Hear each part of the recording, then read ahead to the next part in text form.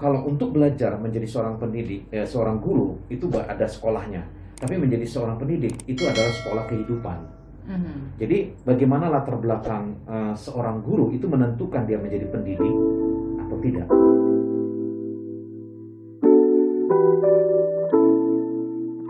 Ini menarik tuh yang disebut Pak Agus ketika saya sebutkan guru itu banyak beda dengan pendidik. Iya. Bedanya di mana ya Pak? Iya, guru itu kan ada sekolahnya ya.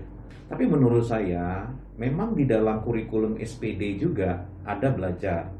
Ya, karena sangat berbeda. Pendidik itu bukan hanya bicara tentang mentransferkan ilmu seorang guru kepada muridnya, tapi juga pendidik itu holistik. Karena murid nggak akan bisa melihat satu sisi aja. Guru ini pintar loh, tadi Mbak ini bilang kan, killer istilah dulu ya. Killer banget. Nah, oke, sisi itu mungkin anak Pintar dan kejam kalau gitu. itu. Killer Itu sisi yang lain, kejamnya itu gitu. Nah, dua sisi ini yang menurut saya membedakan antara guru dengan pendidik. Kalau guru itu sisinya yang satu ini tadi, secara intelektual mungkin dia bagus banget menerangkan yang dia pelajari ya. Karena memang dia sudah belajar 5 tahun ya, 4 tahun gitu. Tapi pendidik itu memang kehidupan. Dia belajar dari kehidupan. Nah, ada seorang guru, satu kali anak saya pulang sekolah, tiba-tiba baju sekolahnya yang putih itu ada bercak kayak seperti penghapus itu kan pakai whiteboard ya, nah, dilemparkan ke sini. Jadi pulang sekolah saya tanya gitu, dia bilang ini dilempar sama guru. Nah, saya kan tanya nih guru yang mana. Nah, kita ketemu. Nah, guru itu yang disebutkannya tadi itu adalah guru yang pintar. Dari sisi gurunya, dia bisa mentransferkan banyak ilmu kepada anak saya. Dan anak saya kagum dengan mata pelajaran diajarkannya. Tapi pertanyaannya, pendidik? Enggak. Anak saya nangis. Dan begitu percayanya kepada guru ini tadi, akhirnya dia terluka. Akhirnya dia nggak percaya sama guru. Nah, pendidik itu bicara holistik. Dua sisi tadi. Sementara guru hanya bicara satu sisi ini tadi. Nah, kenapa? Karena memang kalau untuk belajar menjadi seorang guru itu ada sekolahnya. Tapi menjadi seorang pendidik itu adalah sekolah kehidupan. Jadi bagaimana latar belakang seorang guru itu menentukan dia menjadi pendidik atau tidak. Karena latar belakang guru yang tidak benar, latar belakang ini banyak ya, dari ini dari faktor sosial atau apapun, mungkin dia punya banyak trauma-trauma, dan dia kan memperlakukan muridnya seperti itu. Nah, pendidik harusnya selesaikan dulu ini permasalahan-permasalahan karakter gurunya, hal-hal yang mungkin yang tidak diinginkan ngomongnya. Ini bicara karakter lebih banyak pendidik, karena pendidik itu mentransformasikan bukan hanya ilmunya tetapi juga hidupnya. Itu pendidik. Karena murid nggak akan bisa memilah, guruku pintar tapi pasti ada plusnya, tapi kejam. Sisi yang inilah pendidik itu, ini. Dan makanya kalau bisa ya kurikulum untuk menjadi seorang guru juga masukkanlah holistiknya, karakternya, bagaimana cara berkomunikasinya, bagaimana dia menyampaikan apa yang dia ingin sampaikan, bagaimana kalau misalnya udah terluka. Nah, ini kan yang sisi psikologi yang menyangkut seorang guru ini tadi, ya memang harus dibeneri dulu supaya waktu dia nyampaikan fungsi sebagai guru, di dalamnya juga dia benar sebagai fungsi pendidik. Karena pendidik itu bicara holistik, itu bicara teladan, itu bicara ya dilihat oleh muridnya. Ini bukan bicara kurikulum, dia melihat loh 4 jam 5 jam dilihatnya. Tadi aku denger loh Mister ini ngomongnya begini loh. Nah, itu pendidik. Karena keteladanan hidup itu nggak ada kurikulumnya, memang seumur hidup. Tapi kalau dia pintar pun tapi keteladanannya tidak ada, nah ini murid nggak bisa memisahkan. Itu maksud saya. Jadi marilah kita para guru ya belajarlah menjadi pendidik supaya secara holistik kita diterima sama murid kita. Secara holistik. Dari sisi yang ini mungkin, aku suka loh dengan guru ini, nggak hanya dia pintar menyampaikannya, tetapi dia suka memaafkan. Waktu dia ngomong tadi kasar di kelas, dia bilang, anak-anak, Mister minta maaf ya, tadi Mister udah ngomong begini. Itu pendidik. Jadi dua sisi ini dilihat sama murid, jangan dipisahkan. Ada guru yang bilang begini, ya memang Mister begitu karakternya. Mister memang ngomongnya kencang, keras gitu. Sementara kan ada anak di rumah dia nggak pernah dengar suara kencang. Oh, terkejutlah dia kan. Misalnya dia baru masuk ke sekolah itu, tiba-tiba gurunya bilang, saya nggak bisa, memang saya dari kampung, suara saya memang nggak kencang banget. Ya karena kan di gunung gitu ya, mungkin suaranya kencang gitu. Jadi penseleksian untuk jadi pendidik itu sebenarnya ya harusnya ada backgroundnya, ada historinya. Kalau di media sosial tuh ada rekam jejaknya ya kan.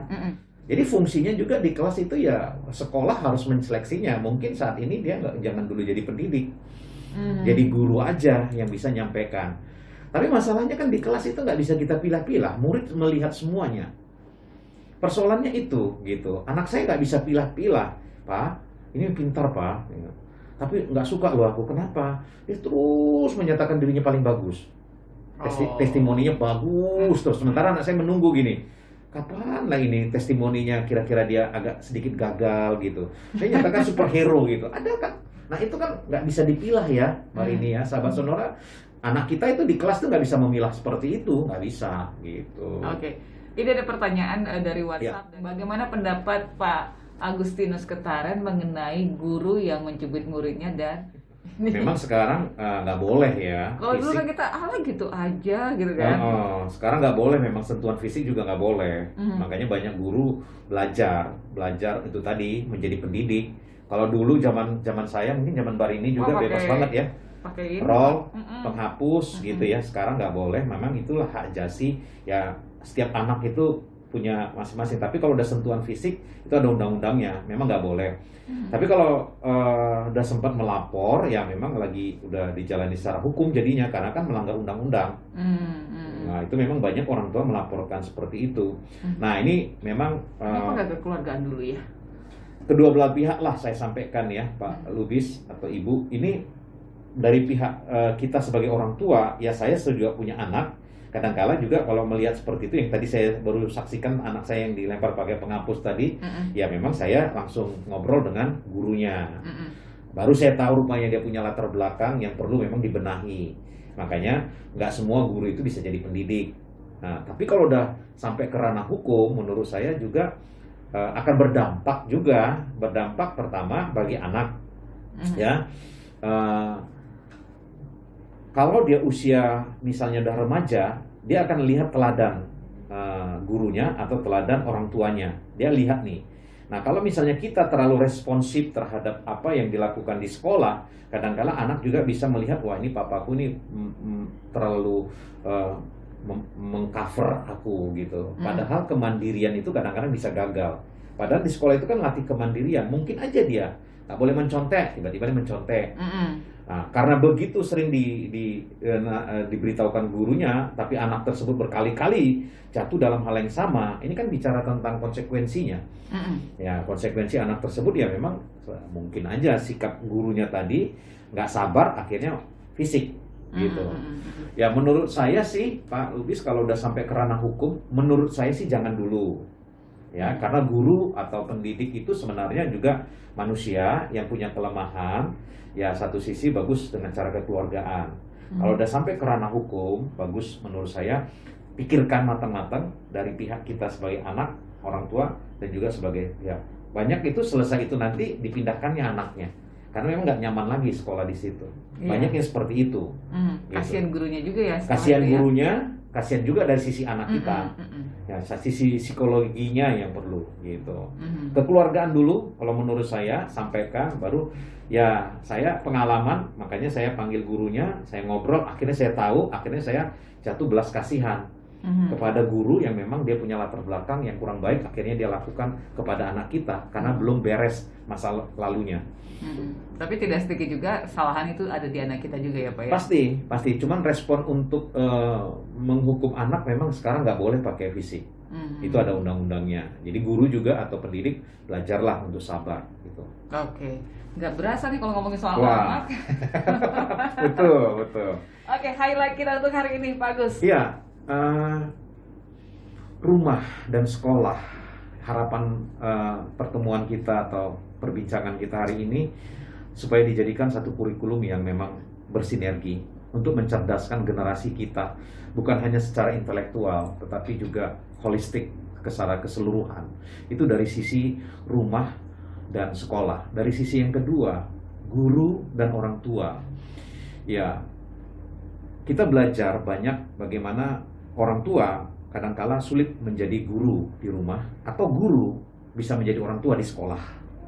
Jadi memang kedua oknum ini, guru dan orang tua, harus sama-sama belajar, saling memperlengkapi. Ketiga, guru dan pendidik.